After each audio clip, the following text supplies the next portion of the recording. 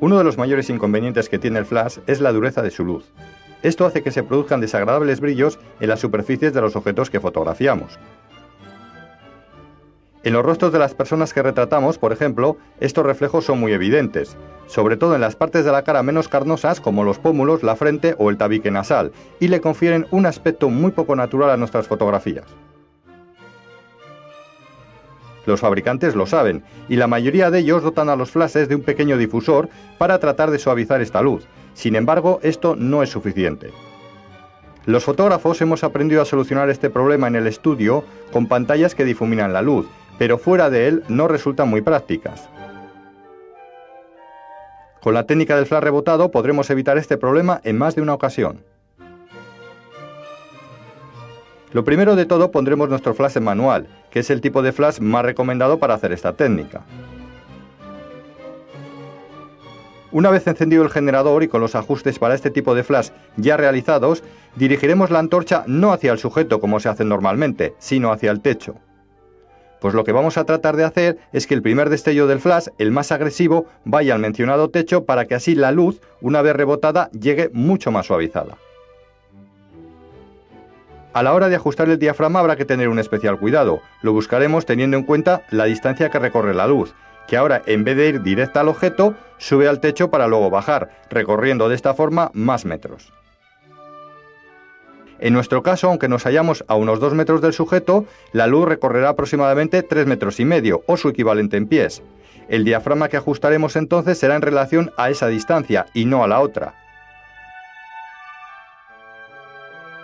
Los flashes modernos, cuando levantamos el reflector, eliminan automáticamente la información en metros o pies, por lo que el diafragma lo buscaremos antes de hacer esta operación. Para hacer flash rebotado, lo mejor es emplear un fotómetro de mano que mida la luz de flash, es decir, un flashímetro. Con él obtendremos los valores exactos de exposición sin necesidad de aventurarnos en cálculos. Si no disponemos de uno, no hay que desanimarse. Con un poco de práctica se consiguen también muy buenos resultados. Además, si tenemos cámara digital, una vez realizada la fotografía, podremos comprobar qué tal nos ha quedado y, si no es de nuestro agrado, variar el diafragma en una nueva toma. La técnica del flash rebotado es ideal si te gustan las luces suaves a la hora de iluminar los motivos. Si la realizamos en interiores es preferible que el techo sea blanco y a la vez uniforme, lo mismo que la pared, si decidimos rebotar sobre esta. Para poder hacerlo necesitamos un flash cuyo cabezal pueda girar o si no desplazarlo del eje de la cámara. Este tipo de iluminación produce otro efecto añadido aparte del de suavizar la luz, y es conveniente colocar un reflector o cartulina blanca al otro lado del objeto para rebajar, si así se desea, el contraste lumínico que se va a crear. Ese mismo reflector nos va a facilitar realizar esta técnica en exteriores o en lugares donde no dispongamos de un techo blanco. Una precaución: tanto si decidimos rebotar al techo como a la pared, deberemos tener mucho cuidado con el ángulo de orientación de la antorcha.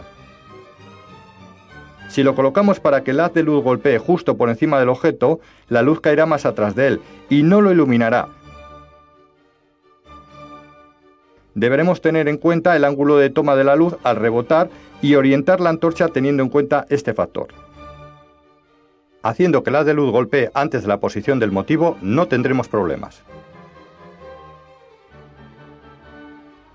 Como os hemos dicho anteriormente, esta técnica también evitará esas molestas sombras que proyecta el flash. Observa estas dos fotografías. En la primera el flash va directo sin rebotar, las sombras del fondo son muy evidentes. En la segunda, en cambio, aplicamos la técnica del flash de rebote y las sombras han desaparecido.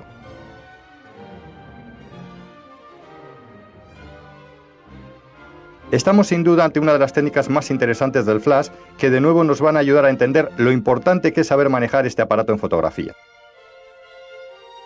El flash de relleno se utiliza principalmente en dos tipos de situaciones muy concretas. Cuando tenemos un objeto o persona a contraluz, es decir, de espaldas a la fuente de luz, o cuando el sujeto, al no estar de espaldas, está recibiendo luz, la cual puede ser muy tenue y se desea rellenar, o muy dura y las sombras que produce se desean suavizar. Vamos con el primer caso.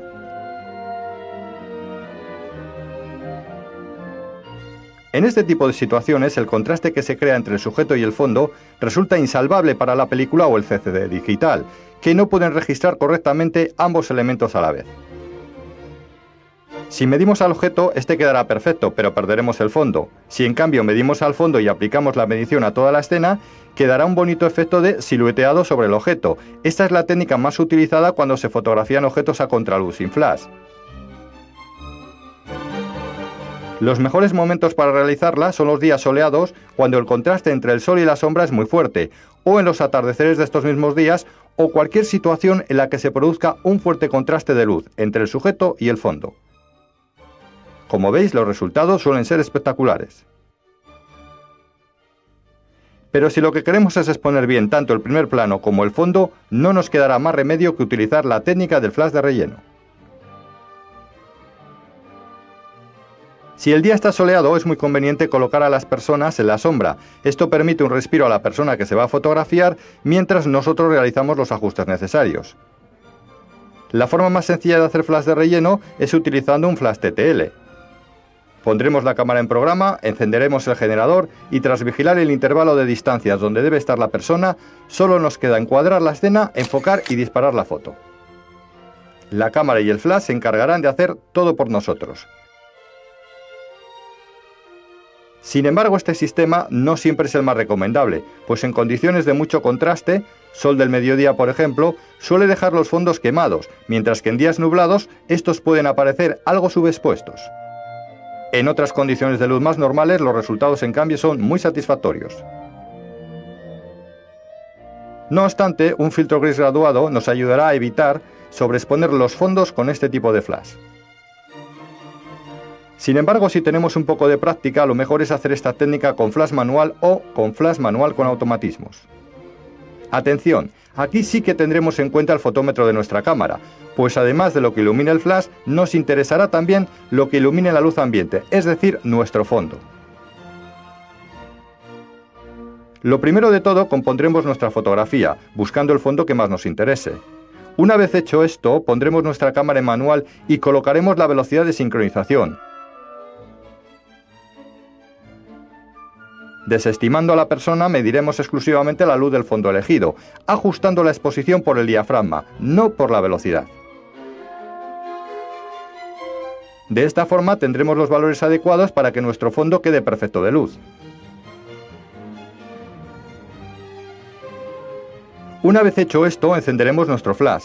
En la pantalla aparecerá el diafragma que habíamos colocado al medir nuestro fondo. Si no es así, lo buscaremos nosotros. También aparecerá una distancia en metros o pies, que no es otra cosa que la distancia a la que tenemos que situarnos de la persona a fotografiar. Si lo hicimos con flash manual, aparecerá una única distancia. Y si lo hicimos con flash manual con automatismos, más recomendable, aparecerá un intervalo donde colocar a la persona.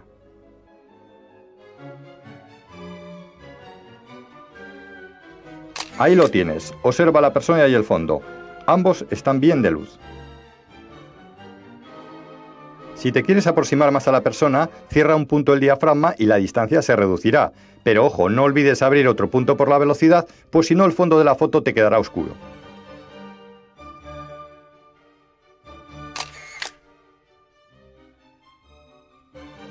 Si tienes un flash que te permite ajustar la potencia, esta operación te será más sencilla.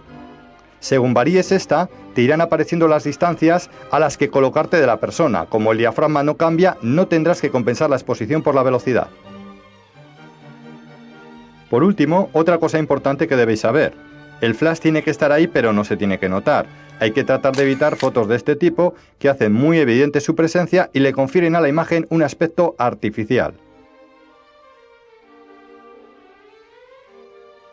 Una vez colocados a la distancia que nos manda el flash, reduciremos su potencia si este nos lo permite, o si no, cerraremos 1 o 2 puntos el diafragma de la cámara. Al hacer esta operación en nuestro flash es posible que aparezcan nuevas distancias, sin embargo, nosotros no nos moveremos de la posición inicial, el resultado será otro.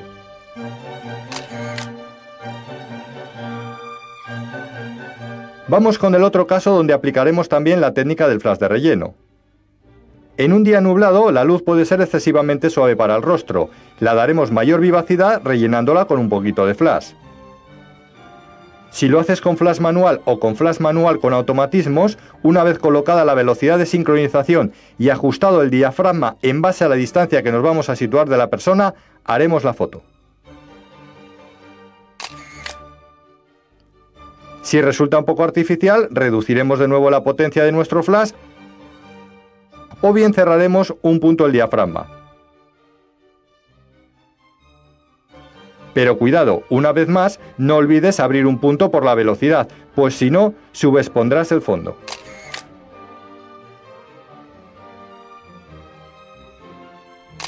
Mira ahora tras compensar la velocidad. Ella bien y el fondo bien. Observemos las fotografías. La foto sin flash no ilumina convenientemente el rostro, lo muestra muy apagado. La foto con flash lo reaviva en exceso. En la foto con flash compensada, el rostro aparece bien iluminado y mucho más natural. Si trabajamos con flash TTL, actuaremos de esta forma también. Algunos de estos flashes permiten reducir la exposición con los EVs, valores de exposición. Cada EV que reduzcas en tu flash es como reducir un punto en la exposición, pero se reduce la potencia del flash, por lo que no hay que compensar por la velocidad. Con el flash TTL también podemos suavizar las sombras que caen sobre un objeto o una persona en un día soleado. Pero aquí hay que tener cuidado en una cosa. La luz del flash se impone a todo tipo de luz, sin embargo a la luz solar se suma, creando ligeras sobreexposiciones en la imagen. Para evitar esto, una vez colocada la velocidad de sincronización o menor y situados entre las distancias que manda el flash, antes de disparar reduciremos directamente un poco la potencia de este, tal y como hemos aprendido.